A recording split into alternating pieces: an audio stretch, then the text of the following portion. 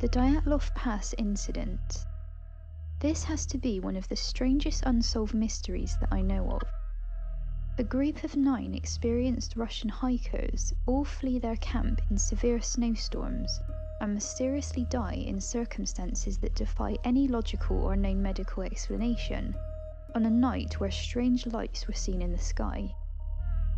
It sounds more like an episode of The X-Files rather than a real-life event. So let's look at the facts of what happened on the days leading up to that fateful night and some of the possible theories. It all started on January the 25th, 1959, when a group of 10 experienced hikers and skiers started a skiing expedition led by Igor Dyatlov through Sverdlovsk Oblast in the former Soviet Union. They were all Grade 2 hikers with ski tour experience.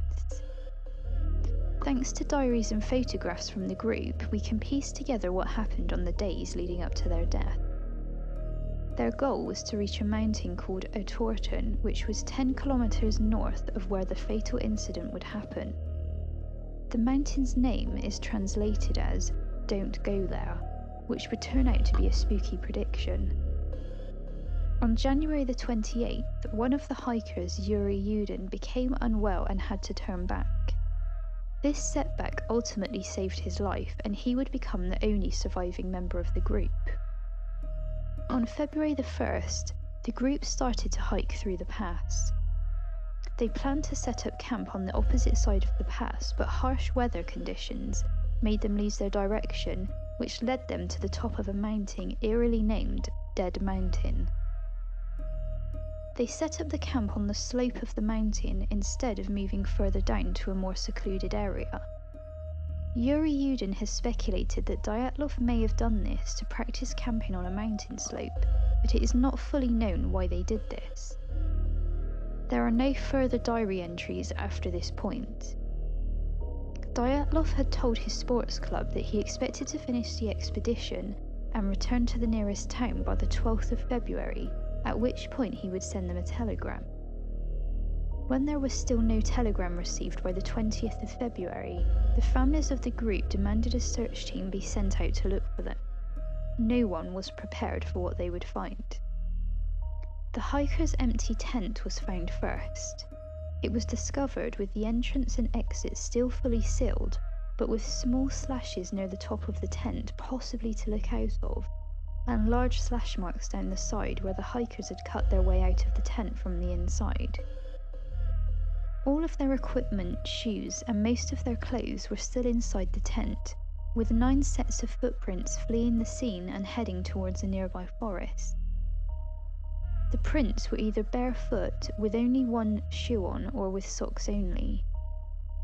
This makes it indisputable that something must have given them a severe fright from inside the tent to make them exit in this manner. To leave the camp in this way in severe snowstorms would have been seen as the least sensible thing to do, so what could have driven them to this extreme? There were no drugs or alcohol at the scene. The first 2 bodies were found near the edge of the woods, huddled under a tree around the remains of a small fire.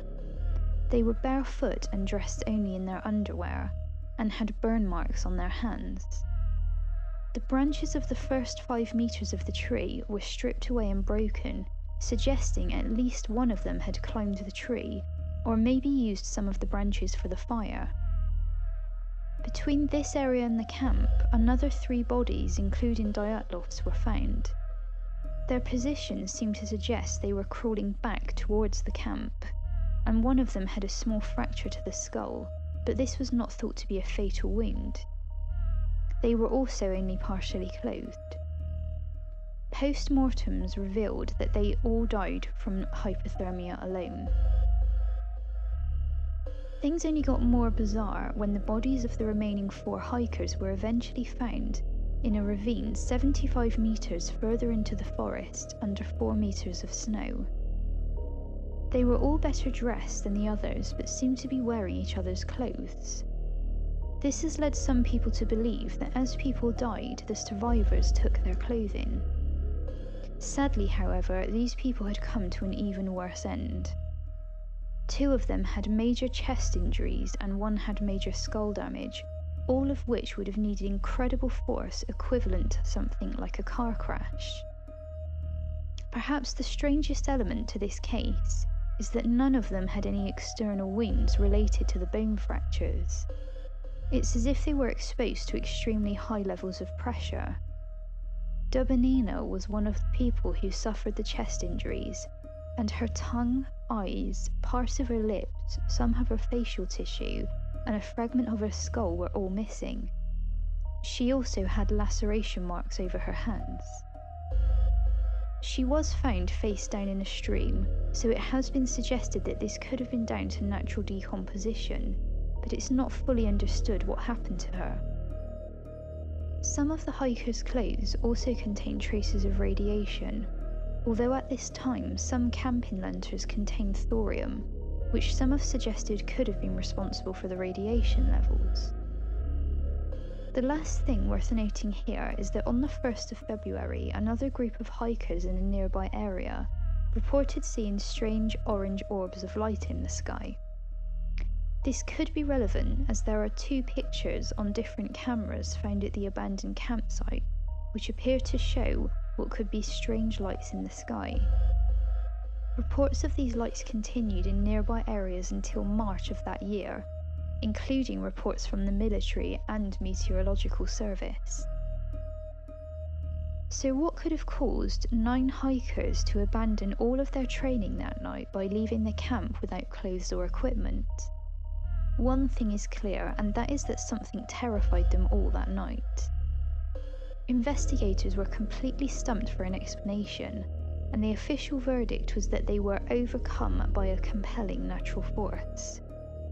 This has only added to the mystery and intrigue of the case. It was first theorized that the hikers were attacked by the indigenous Mansi people or a wild animal. Some people have suggested a Yeti or Bigfoot could have attacked them, and used this photograph taken by the group as evidence to back up this theory.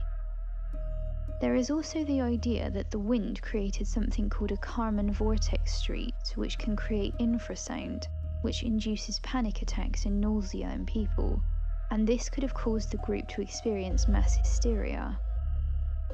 There is also the idea that the group started to get hypothermia and experienced something called paradoxical undressing, where the extreme cold makes someone feel like they are burning, and so they start to undress.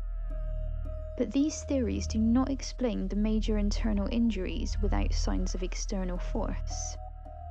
Paradoxical undressing also doesn't explain why 2 of them had built a fire to try and keep warm, and why they seemed to exchange clothes in a bid to keep warm. There were also no animal prints or other footprints at the scene. Also, the Mansi people are known to be peaceful and would not have carried out a violent, unprovoked attack. Others suggest an avalanche could be to blame, but there were no signs that any avalanche had occurred. The tent was only covered in a thin layer of snow. It is possible that the group had been tricked into thinking they were about to be trapped by an avalanche and left the tent in a panic, and then got lost in the snowstorm. Although it's widely accepted that the group were experienced enough not to camp anywhere which would have been at risk. And the area is also deemed as highly unlikely to experience an avalanche, and even if it did, it would have bypassed the area of the tent, and again, what about those internal injuries? Then there is the idea that the group were affected by weapon testing by the military, and that this was then covered up. This could potentially explain all of the strange anomalies and injuries, especially if they were testing some sort of secret weapon.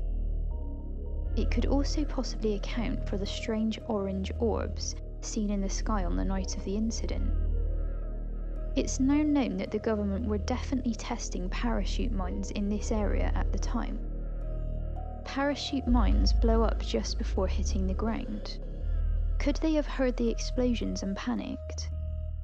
To further add to this theory, Yuri Yudin was asked to identify the belongings of the group during the investigation, and he remembers seeing a military boot cover, a pair of glasses and a pair of skis which did not belong to the group. He remained convinced that the military had at least intervened in some way before the group were officially discovered. But would they be so haphazard as to leave traces of their presence behind? I guess they could do if they were trying to quickly damage control the situation in a hurry. So do the Russian government and military know more than they are telling the public about what happened at Dyatlov Pass? What do you think caused these unfortunate deaths? A compelling natural force, a supernatural force, secret technology, or something else altogether? I think this is an extremely sad case that will probably always remain unsolved. As always, thanks for watching and subscribing, and see you in the next Mystery Sphere video.